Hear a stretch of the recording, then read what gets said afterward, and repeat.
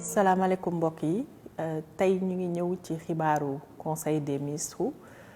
ñaar fukki fan ak juróom-ñett ci weeru janvier bi tey président de la république ñëw ci ñeenti poñ comme nu mu ko faral di defee premier poñ bi mu ñëw ci li nga xam ne mooy yeesalaat wàllum justice maanaam wàllum yoon ci loolu mu wax ñu ni présider woon na li nga xam ni mooy rentrée wu cours et tribunaux ci loolu nag mu wax ni discours yi nga xam ne jot nañu ko fa am mu nekkoon ay discours yu am solo yoo xam te ni moom permettre na ko mu yeesalaat li nga xam ne mooy engagement wam pour état de droit continuer di law fii ci Sénégal waaye surtout ñu taxaw ci yeesal li nga xam ni mooy service public ci wàllum yoon loolu mu nekk lu am solo ci moom mu bëgg nag ci loolu ñu gën a former ñi nga xam ni mooy magistrat yi waaye former également ñëpp ñi nga xam ni ñooy liggéey ci wàllum justice surtout ñu mën a adapté wu ci wàllum numérique ak digitalisation. ñaareelu poñ bi mu ñëw ci li nga xam ni mooy dialogue social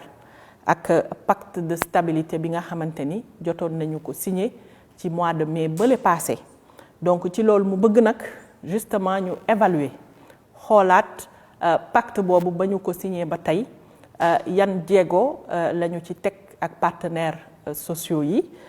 ci loolu mu wax ministre bi yor wàllu woowu mu taxaw ci bu baax balaa fii fin février di jeex mu wax également ci dialogue mu wax ministre yépp ñi nga xam te ku ci nekk sab wàll fii ak chaque trimestre maanaam chaque 3 mois ñu mën a waxtaan ak ñi nga xam ne mooy partenaires sociaux yi ba nga xam ne lépp lu jëm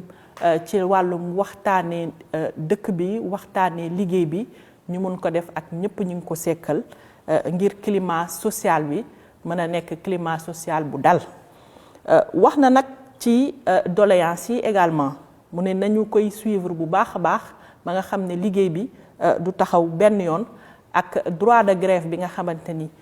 ñëpp ñuy liggéey am nañ ko. ñu mun koo liggéeyaat ba nga xam ne dina méngoo aussi ak tolluwaayu réew mi ba nga xam ne grève du tax aussi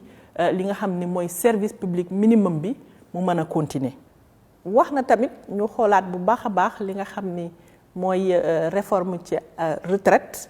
loolu nag mu nekk lu am solo ci moom parce que lépp luy sécurité sociale ak protection sociale bëgg nañu liggéeyaat ko ba nga xam ni dafay méngoo aussi ak soxla ñi nga xam ne mooy liggéeykat yi waaye mu méngoo aussi ak jamono fii ak fin avril vraiment ñu mun koo présenter li nga xam te ni mooy réforme yooyu. ci ñetteeli poñ bi nag mu ñëm ci wàllum pêche ak économie maritime wàllum napp gi mu félicité ci ministre bi ci liggéey bi nga xamante ni mu ngi koy amal ci lépp li nga xamante ni mu ngi koy liggéey ci secteur bi ci wàllum gestion durable. li nga xam ne mooy ressource pêche bi napp gi gis nañu ni que liggéey bi am na solo et que ñu ngi ciy gis suñu bopp bu baax a baax Sénégal aussi souveraineté boobu ñuy woote ci wàllum napp gi mi ngi ñëw aussi bu baax a baax ci loolu nag mu bëgg mu continuer liggéey bi ba nga xam te ni ñu jeexal li nga xam ne mooy politique maritime du Sénégal ak stratégie bi nga xam te ni moom la ñu war a am ci suñu port yi fépp ci Sénégal ñu mënu ko taxawal ba nga xamante ni liggéey bi day gën a leer mu wax aussi ci code de la pêche loolu bëgg na aussi ñu liggéeyaat ko ba mu gën a méngoo ak stratégie yooyu nga xamante ni bëgg nañu ko teg mu jeexalee nag ci li nga xam ne mooy programme indépendance ci conseil des ministres yële weesu président de la république annoncé woon na ni bëgg na teg li nga xam ne mooy programme indépendance indépendance nekk programme boo xam ne dafa bëgg saa bu ñuy fête indépendance 4 avril ñu mu mën a nekk rek loo xam ne Dakar lay yem dafa bëgg yeneeni région wi Sénégal yi ñu gis seen bopp également ci fête boobu nga xam ni sénégalais yépp la concerné et fierté nationale la war a nekk donc ci loolu mu bëgg ministre bi liggéey ci wàllu woowu mu liggéey ci programme boobu ba nga xam ni 2026 bii ñu nekk déjà dinañu ko commencer donc mun nañu wax déjà ni que fête nationale du 4 avril du am Dakar dinañ ko mën a fête ren ji ci beneen région wu Sénégal nga xamante ni day nekk loo xam ne région yëpp Sénégal à un moment donné dinañu ci gis seen bopp. ñu jeexalee rek ci agenda am parce que wax na ni présider na li nga xam ni mooy conférence bu mag a mag bi nga xam ne moo fi amoon lundi bii passé ñu daan waxtaan ci wàllum ndox monde bi yëpp ñëwoon fi teew ñuy préparer ndaje bu am solo boo xamante ni ci wàllum ndox la ñuy waxtaanee mais wax aussi ndox importance bi nga am ci dundinu Sénégal mu félicité ci aussi ministre bi nga xam ne moom moo yor wàllu wi mais mu wax également ni que inauguré na benn usine boo xamante ni maanaam diwlin la ñuy defar fële ca Diamniadio mu nekk usine boo xamante ni dina gën a yeesal li nga xam ne mooy suñu industrie inauguration boobu def na ko ci 27 janvier bi passé. Monsieur le ministre tey am na communication boo def ci conseil bi ñu bëggoon nga ñëwaat ci. Merci beaucoup madame le ministre maa ngi lay nuyu di nuyu Sénégal yi ñuy seetaan conseil des ministres tey li ñu ci waxtaanee am na ponc yu bari yoo xam ne waxtaanee nañ ko bu ci njëkk def nañ ci communication bi nga xam ne lu ko wundu mooy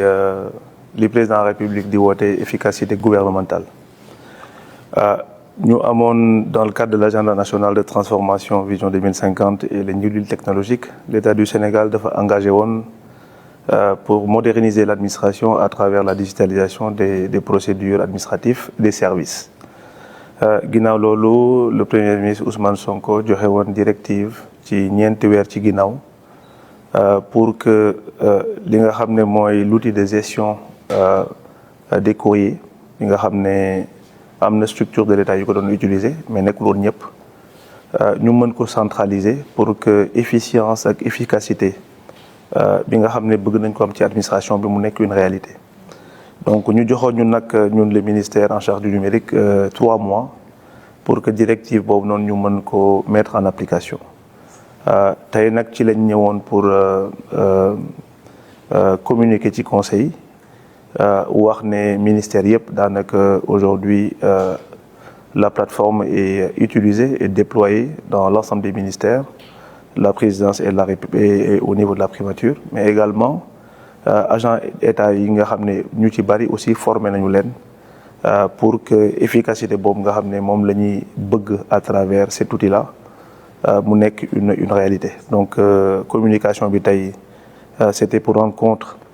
au président de la République et au Premier ministre bi nga xam ne moo joxe woon directive bi exhorter également sunu mbokk ministère ak secrétaire d'État yi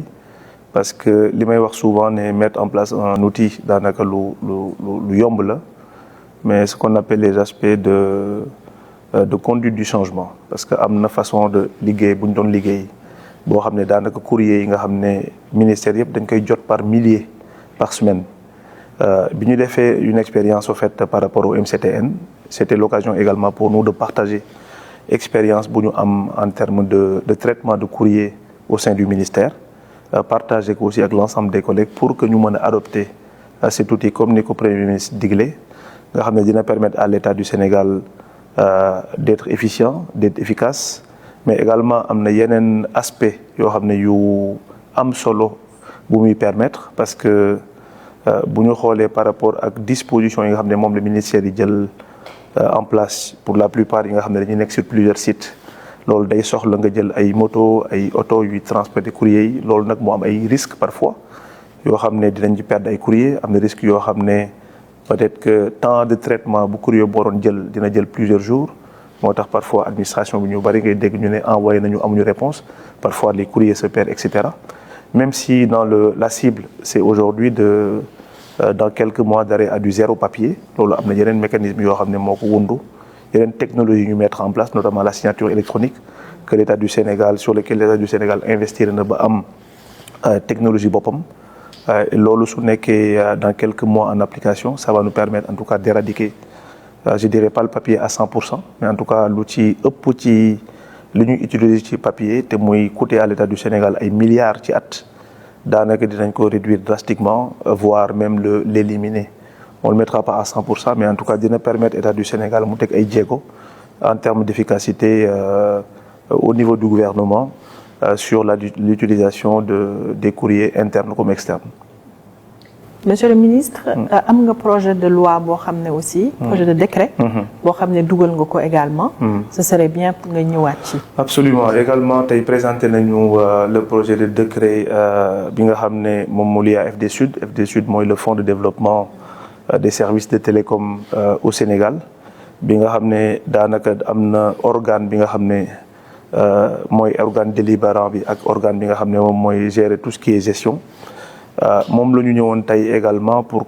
je dirais que mettre à jour c'est un décret qui a été adopté aujourd'hui en Conseil des ministres décret bi nga xam ne mooy l'ensemble des services universels à Internet que ñu mën ko en tout cas utiliser ci de façon très optimale comme ni ngeen ko xamee fonds boobu lu ko taxoon jóg am na une participation bi nga xam ne moom la opérateur téléphonique di joxe ñun nag ñu bëggoon que xaalis boobu noonu di jóge foofu ñu mën ko utiliser ci service yi nga xam ne population bi war na ci jot parce que quand on parle d'accès universel comme le président de la République wax ne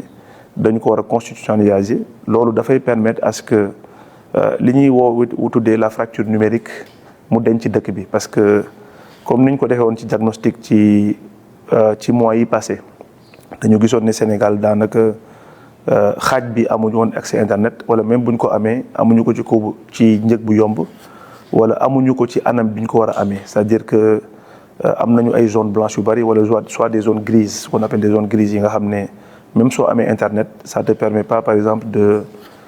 passer des appels téléphoniques wala utiliser internet comme ni mu waree. loolu nag bi ñu indee ñiilul technologique mu nekk pàcc bi nga xam ne bokk na pàcc bi gën a am solo parce que jàpp nañu ne les Sénégalais yi nga xam ne dañoo nekk Dakar. doit être logé à la même enseigne que Sénégalais yi nekk ci biir dëkk bi loolu moo tax ñu jàpp ne war nañu réformer ba mettre en place en plus des technologies nouvelles yi nga xam ne indi nañu ko